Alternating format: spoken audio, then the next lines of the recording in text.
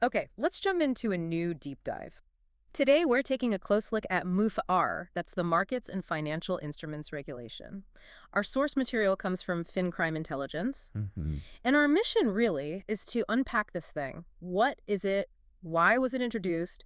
What does it actually require firms to do? And how it helps fight financial crime, which is crucial. Exactly. Plus, challenges firms face, how it fits with other regulations, and maybe even some strategic value. Right. It's a big piece of the puzzle for EU markets. Definitely feels like a fundamental layer building on MiFID II, as you often hear. Absolutely. For anyone involved in EU markets, even just observing, getting your head around MiFIR is, well, it's pretty essential. So let's start there. The Yeah. material positions MiFIR as complementary to MiFID II.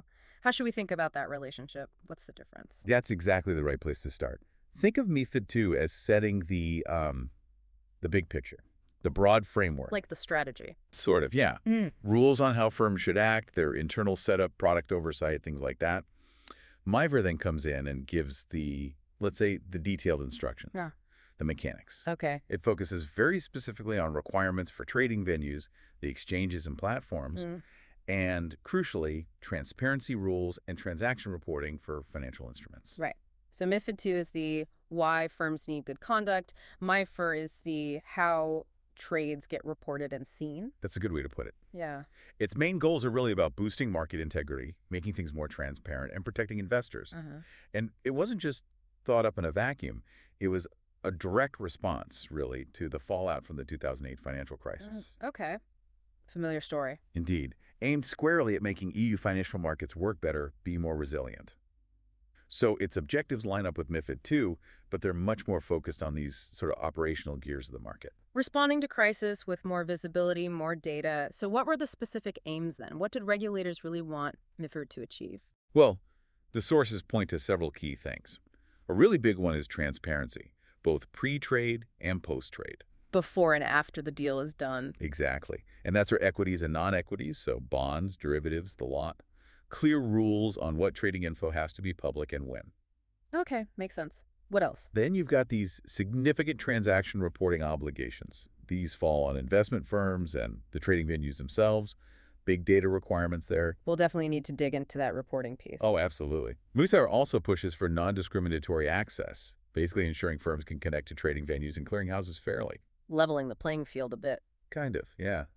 And it brought in some much-needed regulatory oversight for high-frequency and algorithmic trading. Right. Those super fast computerized strategies, they'd grown so fast, hadn't they? Hugely.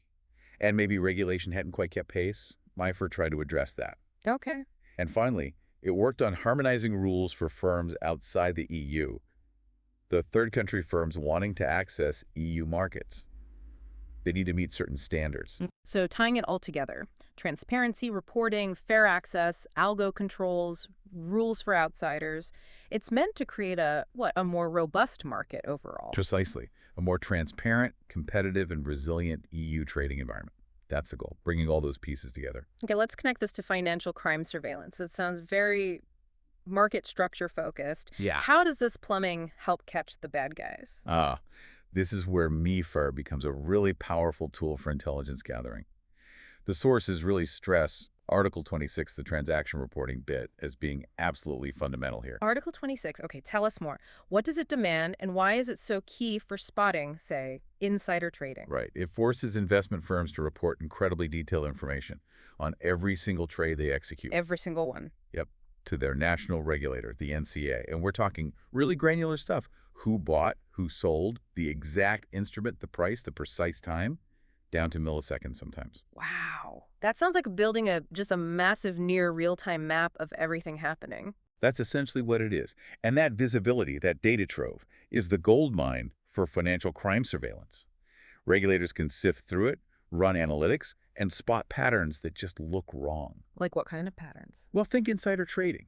Someone making a big, unusual bet just before a major company announcement. Article 26 data lets you see who traded what and when. Right. Or market manipulation. Maybe patterns of trades designed purely to push a price up or down artificially. Layering in money laundering, too. Sometimes you can trace illicit funds moving through complex trades using this data. So it's about seeing the connections, the timing across the whole market. Exactly. And the slow, strengthens this traceability even more by mandating unique identifiers.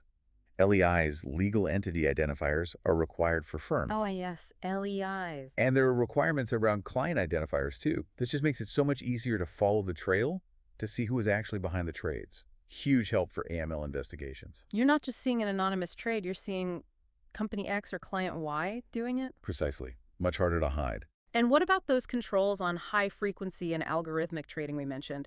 How do they fit into crime prevention? Well, by requiring firms using algos to get authorized, and importantly, to test their systems rigorously, MiFIR directly tackles potentially abusive strategies, Like, like strategies designed to deliberately disrupt the market, create false impressions, or manipulate prices through sheer speed and volume.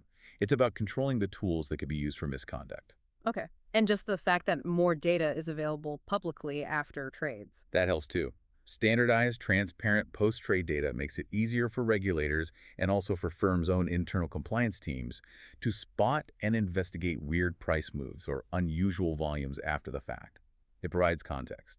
So MiFIR gives them the raw material, the data, and some controls to actually do the surveillance and enforcement. Exactly. It fuels those efforts both within countries and across borders. Okay, so given how wide-ranging this sounds, Right. who exactly has to comply? Who's in scope? It casts a pretty wide net within the EU. First, the financial instruments themselves, it covers a lot. Equities, obviously, and things like ETFs, depository receipts, but also bonds, derivatives, structured products. It's broad, So most things actively traded? pretty much. And then the places where they trade the trading venues, that includes regulated markets like the big stock exchanges, but also MTFs, multilateral trading facilities, and OTFs, organized trading facilities. Different types of platforms. Correct. And it applies directly to investment firms executing trades and also these entities called systematic internalizers. Right. Firms dealing on their own account against client orders. That's the ones.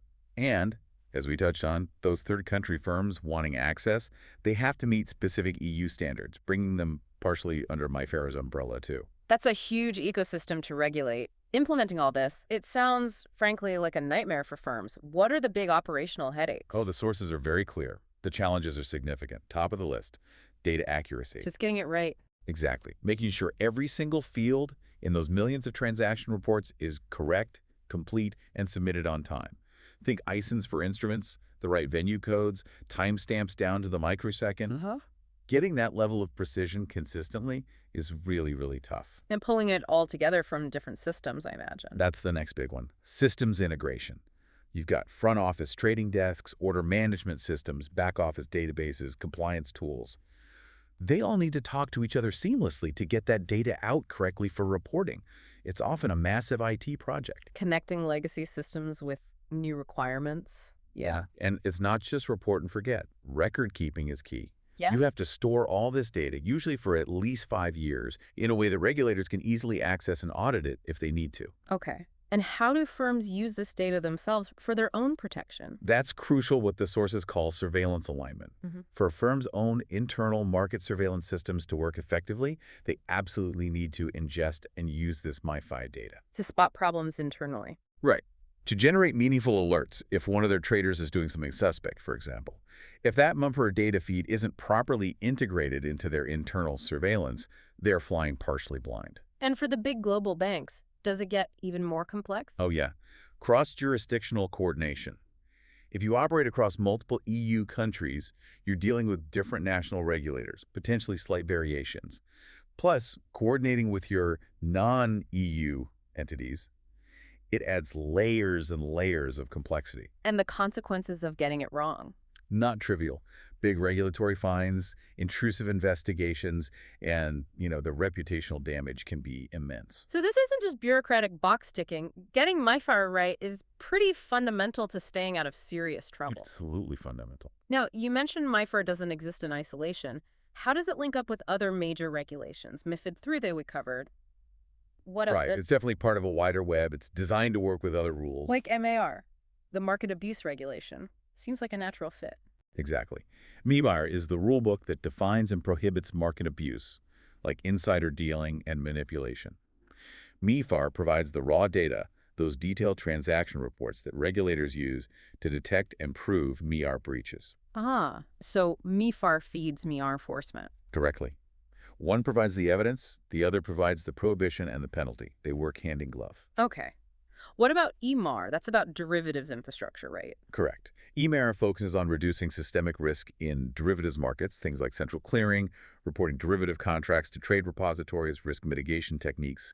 MiFIR complements EMIR by adding transparency and transactional reporting specifically for the trading of those derivatives on venues. So EMAR handles the post-trade side, MiFIR the trading transparency side for derivatives. Broadly, yes, it helps paint a more complete picture of the derivatives lifecycle. And anti-money laundering. How does market trading data help there? Well, the data collected under MiFIR, especially with those LEIs and client identifiers, can be incredibly useful for AML investigations. Greasing money. Potentially, yes.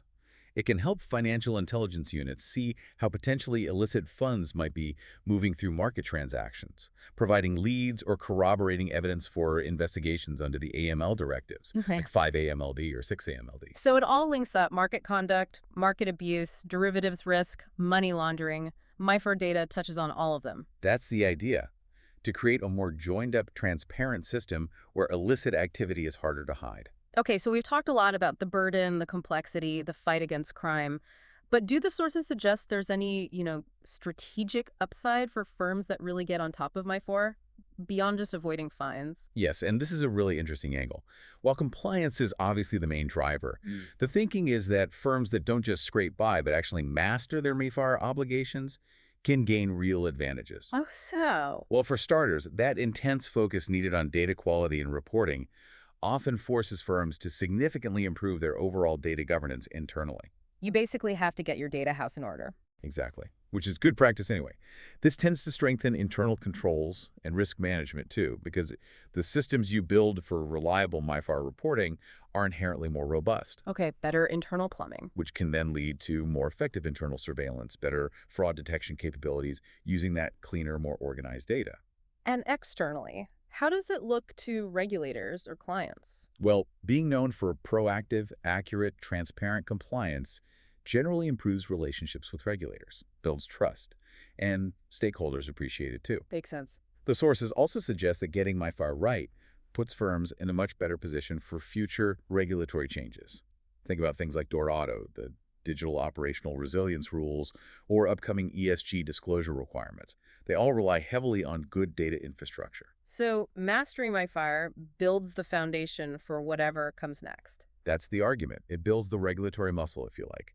The idea is that if you view MiFIR not just as a cost, but as an investment in foundational data capabilities, you might actually be better placed to innovate. Innovate how?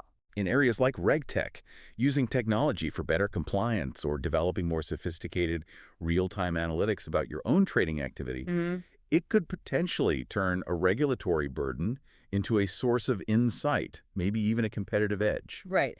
So MiFIR is clearly way more than just some dry set of rules. It's fundamental to the EU market structure. It demands a huge effort from firms, Huge effort. but it provides that critical data for regulators fighting crime, and maybe, just maybe, offers some strategic benefits if firms handle it well. Yeah. Understanding MiFIR really is key to grasping how EU markets work today and how the fight against financial crime is evolving. This deep dive really hammers home how interconnected everything is in modern finance regulation, which I suppose leaves us with a final thought to chew on, drawing from the material. Yeah. Given the massive operational lift, the cost, the complexity for firms to collect and report all this incredibly detailed MiFIR data that, let's face it, primarily seems designed for regulator surveillance work, does that potential strategic value we talked about, like better data governance or innovation potential, really outweigh the burden? Or, at the end of the day, is MiFIR mostly a giant data gathering exercise that benefits the regulators far more than the regulated? It's a fascinating tension to consider.